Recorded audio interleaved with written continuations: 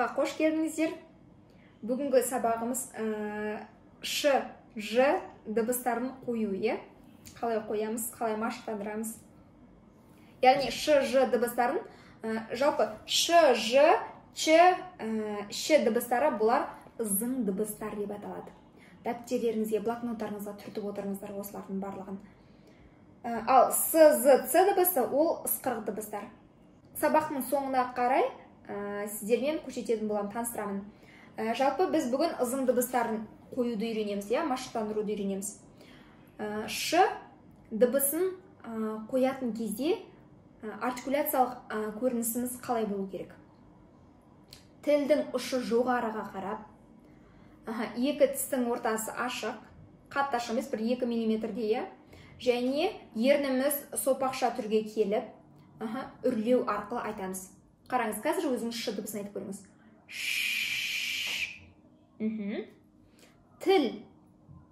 Тілдің ұшы жоғары қарап тұрады.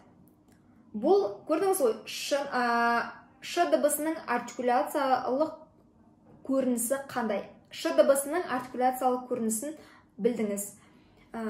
Енді балада бізде дыбыс қою. Балаға біз осы дыбысты қалай қоямыз? Дыбыстарды түзету 4 кезең бойынша жүреді. Бірінші кезең бізде ол дайындық кезеңі, яғни артикуляциялық жаттығулар, тыныс алу жаттығуларын жасату арқылы. Екінші кезең дыбыс қою кезеңі. Қазір біз дыбыс қою кезеңін үйренеміз. Үшінші кезең машықтандыру кезеңі, оны да және ажырату. Енді бізде дыбысты қалай қоямыз? Ш дыбысын қою. Біз артикуляциялық көрінісін білдік, тіл қалай, ерін қалай болып тұру керек, тіс қалай болып тұру керек. Енді келесі бізде мынау ш дыбысын қоюдағы, жалпы дыбыс қоюда 3 тәсіл бар. Бірінші тәсіл еліктеуіш тәсілі, екінші тәсіл механикалық тәсілмен, үшінші тәсіл аралас, яғни ауызша түсіндіру арқылы еліктеуіште қосады, механикалық жолда қосады. Енді қараңыз.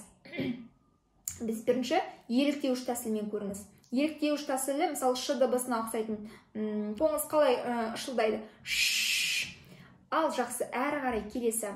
Бұл еліктеуіш арқылы. Енді механикалық жолмен. Механикалық жолда бізде мынау зондты қолданады. Негізінде осы ш дыбысын қоюда мына зондты қолданады. Бірақ мен зондты қолдануға кеңес бермеймін. Жалпы ш дыбысын зондсыз қоюға болады. Ш дыбысын қоюда механикалық жолы қандай жолдар бар? Бізге бірінші балаға жалпы логопедке келгеніңізде баланы қызықтыра білу керек қой. Оны қорқытпау керек, қорқыныш үрейретпеу керек. Балаға өзінің күнделікті өмірде көріп жүрген заттарын қолдану керек. Яғни бірінші ол механикалық тәсілдің бірінші нәрсесі ол саусақ. Яғни мынау не саусақта, нұсқаулық саусағын аласыздағына тілді көтеру арқылы. Осы кезде көбіне балалар былай айтады. Тілді жоғары көтере алмайтын балаларға сіз механикалық тәсілді қолданасыз. Механикалық тәсілді не үшін қолданамыз? Сұрақ болып тұрған шығар. Механикалық тәсілді жалпы бала тілін көтере алмайтын жағдайда сіз механикалық тәсілді қолданасыз. Яғни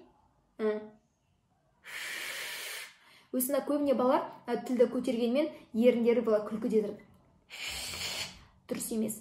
Өйткені мен айттым ғой, жаңада ерін сопақшаға келу керек. Ал сопақшаға келу үшін сіз балаға былай өзі айтқыздыру ұстау арқылы мына жерін, немесе сіз өзіңіз былай басында көрсету арқылы. Осылай механикалық жолмен балаға қоюға болады. Егер баланы өзінің саусағын өзінің аузына салу арқылы, өйткені бала өзінің саусағын біледі, ол қорқпайды. Сосын егер баланың саусағы басқара алмай жатса, өзіңіздің саусағыңызда, бірақ өзіңіздің саусағыңызды салардан алын қолыңызға медициналық перчатки, яғни стерильный перчатки киіп алыңыз. Стерильный перчатки киіп алыңызға қою арқылы үйретесіз. Егер саусаққа қою арқылы жасағысы келмейтін кезде, механикалық тәсілдің, яғни барлығымыздың үйімізде бар зат, ол құлақ тазалағыш. Осы құлақ тазалағыш арқылы қоямыз. Қалай қоюға болады? Яғни тілі көтере алмайды.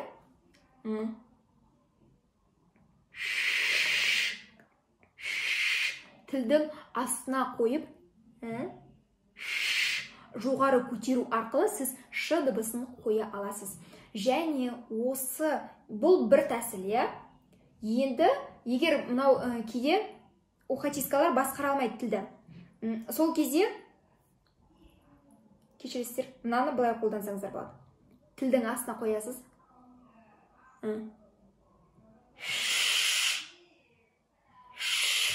Яғни мынаны былай көтеру арқылы тілдің астына қоясыз ғой, тілді жоғары қарай көтересіз, ұшын былай жоғары қарай көтересіз, сонда ол айтады, дыбысты ш дыбысын айтады.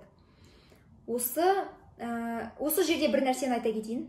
Жалпы бізде осы кез келген дыбысты айтатын кезде мынау ауыздан ауа шыққаны маңызды, қаншалықты шығара алғаны маңызды.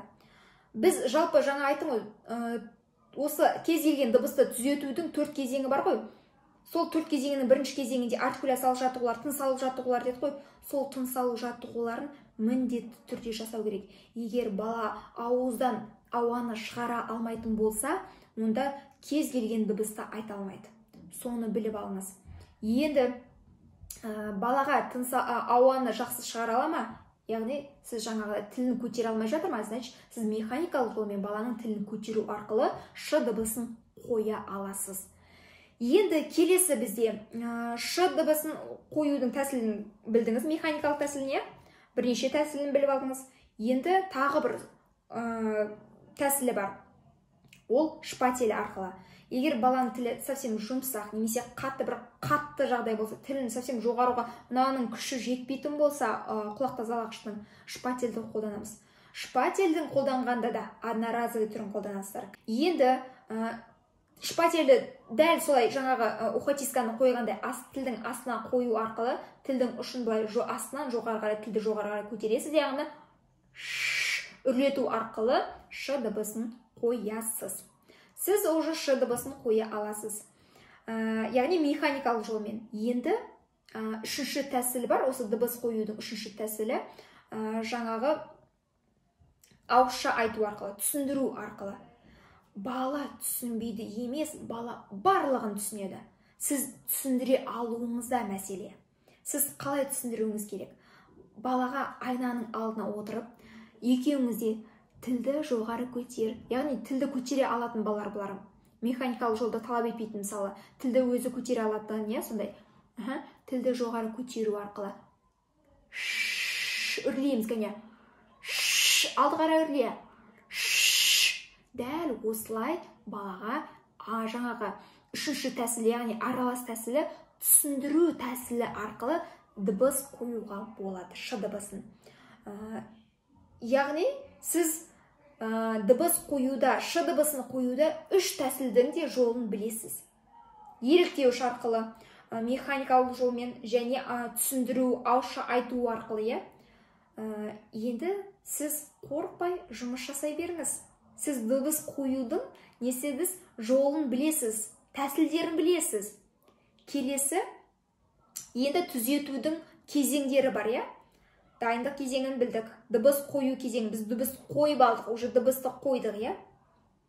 Үшінші кезең машықтандыру. Машықтандыру кезеңінде біз не істейміз? Дыбыстарды машықтандырамыз. Бірінші дыбыстың өзін машықтандырасыз. Ұзын, созып айтқызып, яғни және қысқайтып. Әрі қарай буында машықтандырамыз. Буында машықтандырған кезде сөздің басында, сөздің ортасында, сөздің соңында машықтандырасыз. Яғни бірінші ша, шу. Мысалы, а, о дауысты дыбысларды қосу арқылы. Ша, шо, шу, ши. Келесі буының ортасында аша, ошо, ошу, иши, иши, еше. Буының соңында аш, ош, уш, иш. Буында машықтандырып алдыңыз ба, енді сөзде машықтандырасыз. Дәл солай сөздің басында, сөздің ортасында, сөздің соңында. Шыдан келетін сөздерге байланысты. Шар, шана. Енді сөздің ортасына келетін. Мысалы, қайшы, келесі сөздің соңында келетін. Тоқаш. Тақ қандай сөздер бар? тоқаш, шаш, иә, дәл солай сөздің соңында келетін сөздермен машықтандырасыз. Сіз машықтандырудың түрлерін де біліп жатырсыз, көрдіңіз бе әрі? Бір ғана машықтандырудың не екенін білмейсіз, машықтандырудың осындай түрлері бар. Және машықтандырудың келесі түрлері ол тапақ жатату арқылы машықтандырасыз. Яғни жаңағы буында машықтандырып, сөзде машықтандырып болғаннан кейін тақпақта машықтандырыңыз. Жаңылтпаш жататқызу арқылы, ертек айтқыздырту арқылы, әңгімелесу, яғни ауызша әңгімелесу арқылы машықтандырасыз. Келесі кезең, төртінші кезеңі бұл ажырату. Яғни осы ш дыбысының ұқсас дыбыстармен ажырату. Ш дыбысына ұқсас қандай дыбыс бар? Ол ж дыбысы бар. Яғни сіз ш дыбысын, ж дыбысы және з дыбыстармен ажыратуды үйренесіз.